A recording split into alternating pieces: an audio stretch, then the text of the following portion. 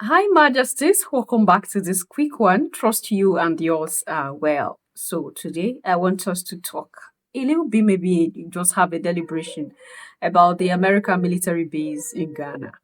Yes, there are some persons who still do not want to believe that there is an American military base in Ghana, and some do not know that there is an American military base in Ghana and where it's located. And I know Ghana have been putting in a lot of effort under the President John Mahama to see that they cut themselves from the hold of superior powers. And I think the video that was up, I think it was yesterday, where we're talking about how Ghanaian youth went out to rally against what was happening in Sudan and DR Congo. And I applaud them for that, that they, voice out, they made their voice heard. They came together to show solidarity to their brother country, Sudan and Ghana. And one of you made left a comment which prompted me to say something about the hold of these superior powers on countries in Africa. One of you said that the UAE has it also a hold in Ghana, and to see that the youth still came out to um to voice out against the happenings in Sudan, which obviously the world is aware at this point that the UAE is the one behind the chaos in Sudan, so that where there is division, of course, there will be opportunity for them to steal more resources without anybody asking them a question. Now, I want us to listen to this and we'll listen to other information. Mind you, I think I keep telling you here that when there is a military base present in a sovereign nation, there are things that happens. We listen to Kwesi Pratt Jr. I will still bring his information here for those of you who have not seen that video so that you understand better. Now, before the video, um, the controversy behind this is that a lot of persons are saying, okay, we are okay with this. Some are saying we are not okay with it. The agreement has sparked considerable debate in Ghana, with critics raising concerns about sovereignty, transparency, security risk, and economic cost. There have been calls for agreements to be, renegotiated or cancelled. And this was when Kwesi Pratt Jr. came out to let the world know that the presence of an American military base on their soil, on the Ghanaian soil, is not for the good of the Ghanaians. I think that was when it was a heated argument, and people were like, okay, after they agitated, it was like the government did, um, you know, cancelled it, but no, they are still present in Ghana. And for those who do not know where this facility is, it is present at the Kotoka International Airport, adjacent to the Kotoka International Airport. So the United States military has access to certain key installations in Ghana, such as facilities adjacent to Kotoka International Airport. So when they say facilities, it's not just the airport that they have access to. It's not just the facility adjacent to the airport that they have access to. And this was the reason why a lot of activists, a lot of analysts are saying, okay, why should we have you guys present here? Because these people are spies. Wherever there is a military base present of the sovereign nation where this base is from, this military base are spies to those nations. We see what happened in the Sahel region as well. Now, to see that there are always rules created to tie the legs and the hands of sovereign nations in Africa where these military bases are present, except you use force, there's no way these people will leave. Except you use force, there's no language that these sovereign nations understand better than force. And that is why you see themselves fighting themselves every day, blowing themselves up every day, because that's the only language that they understand. Now, future of the present. Some reports from late 2024 and early 2025 suggest political pressure to close the US military base. Remember, I had discussion here and had called for attention about that issue as well. That what we need in the continent is not more military bases. We don't need more foreign interference. We have our problems already. Why not these foreign bodies allow us be? Let be independent and solve our problems as we can. If they do not keep interfering in Africa, Africa will not be in the state that she is in today. Just take a look at what is going on in Nigeria. Why? Because of foreign power presence. And when I talk about foreign power presence, I'm still talking about the Islamic State. I'm still talking about the United States of America. I'm still talking about the French government. I'm still talking about the British government. All these sovereign bodies are involved in the situation of Nigeria as it is today. And it takes an analytic mind, a critical thinker to truly understand the situation of Nigeria because it's very, very confusing. And they made it that way so that, of course, they know Nigerians are educated. They made it that way, added religion into it to confuse people the more so that you don't really get where the problem is really coming from. It's quite unfortunate, Your Majesties. So according to this information, that the future of the agreement remains uncertain. Whether this base will keep remaining in Ghana or not, it is uncertain. So with discussions ongoing about potential renegotiation. So let's listen to this man say something. How is it possible that the US can have a military base in Ghana and a portion of the airport is under the control of the US? How? How? How? Ghana? Ghana? No. These you have to be asking questions and demanding answers.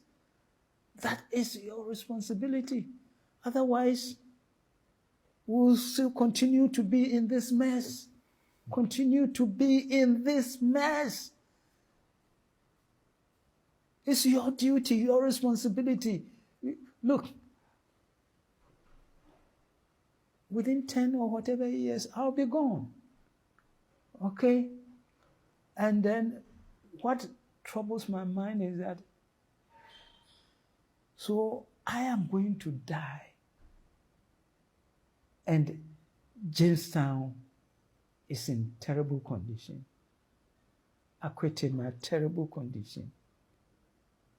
Sukula, terrible condition. Don't talk about Kumasi. Don't talk about Sunyani. Don't talk about Tamale. Don't talk about Takoradi and all that. Look at Tema. How they laid out the place, and look at what my generation, we've done to Tema. A glorified shanty. It's terrible.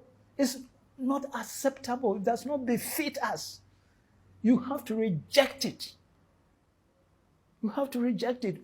Look, the damage that my generation has done to this country,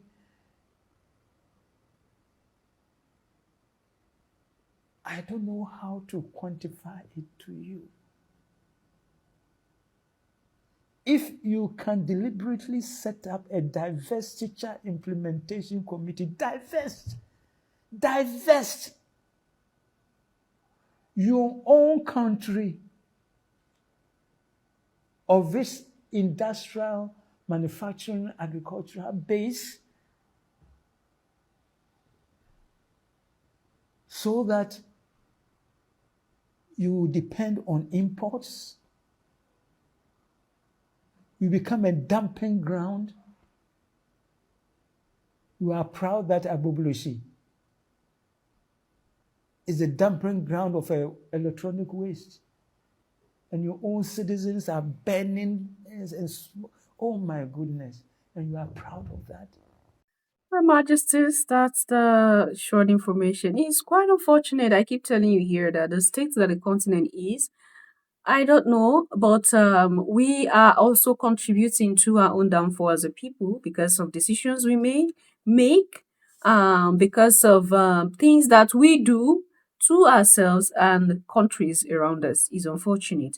I was happy to hear him say that he is ashamed of what his generation has done to Ghana and the Ghanaian people. It's like that. And I think there was a video. I think that video should be the video that we spoke about, the Ghanaian youth rallying around and calling for a stop of the genocide happening in DRC and in Sudan, where we saw that the Israelis minister had said that the problem is the new generation of Black people. So That is to say that the whole world, because if Israel would say that, then that is what all these other superior powers are saying as well.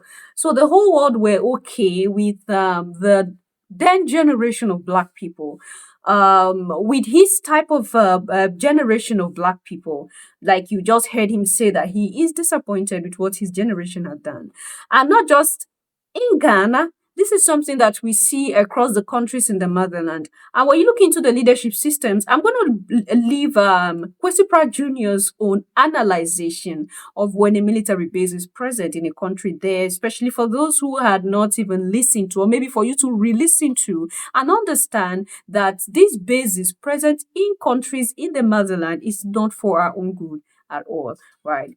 Now, they were okay with the kind of people that they were controlling, with the the older generation of black people that they had control over. But this very generation or new generation of black people who are voicing out, who are asking questions, who are inquisitive to know, who want to know the truth and why it is that way, they are really not okay with them. Because to them, the more question you ask, the more closer to the truth that you get to. And that is one thing with religion. All this religion do not want questions asked. The moment you begin to ask questions in Judaism, they will tell you that you are blaspheming. The moment you begin to ask questions in Islam, they'll tell you blaspheming. You ask questions in Christianity, they say you are blaspheming. What these three religions, Abrahamic religion, want you to do is to keep quiet and sit like a zombie. Whatever they tell you is the truth, accept it. Do not ask any question. Blindly follow faith, just blind faith, no reasoning. But this creator was not stupid to create us with brains. And it was because of these questions that this generation of black people began to ask that the truth gradually began to unfold. And that is why we had issues where, we keep having issues where, Putin opened the vault and exposed the truth to the world, that the images of notable people from histories and those in charge of, key situations in the life of humanity have never been white people. It was changed to white by doing. I keep telling you here that Africa, the melanated community, is in the state that they are in by the doing of man. It's not natural. So I'm just going to leave you there with Kwesi Pratt Jr.'s own analysis about what happens when a base is present in a country. So let's listen to that. And I'm not saying that the present leadership of Ghana is not doing well.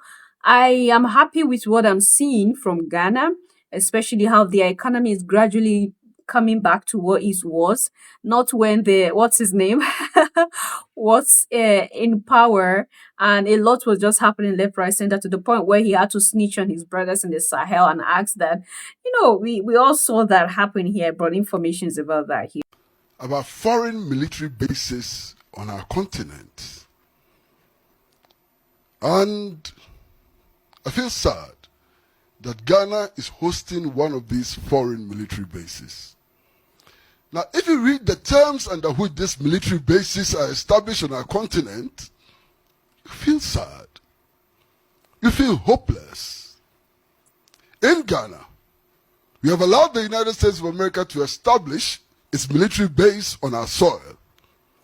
Under the agreement which allows the U.S. to establish this military base, our head of state is stopped from entering that territory. The U.S. military base is not accessible even to the head of state. As if that was not enough, in the agreement, we have committed to an arrangement under which if U.S. soldiers come to Ghana and kill Ghanaians, Ghanaians cannot go to court to ask for redress. We have committed ourselves to an arrangement under which property destroyed by U.S. soldiers in Ghana, if your property is destroyed by U.S. soldiers in Ghana, you cannot go to court. We have given our frequencies for the use of the U.S. military for free. Our frequencies are given to the U.S. forces for free. When Ghanaians have to pay millions in order to get frequencies to establish radio stations and television stations and so on, the U.S. can take it for free. Excuse me. Under the agreement, U.S. soldiers entering Ghana are not subject to inspection. They are not subject to search. You can't search them. You can't look through their bags. You can't examine what is on their body. And when they leave, they are also not subject to customs inspection. They cannot be searched. U.S. soldiers do not need passports to enter Ghana. They don't need passports to enter Ghana. All they need is their ID cards. Under these circumstances, we have given U.S. soldiers privileges way and above diplomats. Because even the American ambassador needs a passport to enter Ghana. A U.S. soldier does not need a passport to enter Ghana. In any case, what are these soldiers doing on our continent? What are they doing on our continent? Our leaders must ask themselves some interesting questions.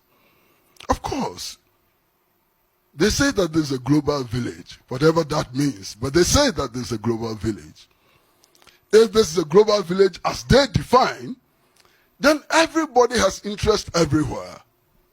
Now, if we decided to station a battalion of the U.S. of the Ghanaian army in Washington, what would happen? Now, if the U.S. would not allow us to station a battalion in Washington, why do we then allow them to station a battalion on our soil? Ab initio, this arrangement means that we have accepted that we are inferior.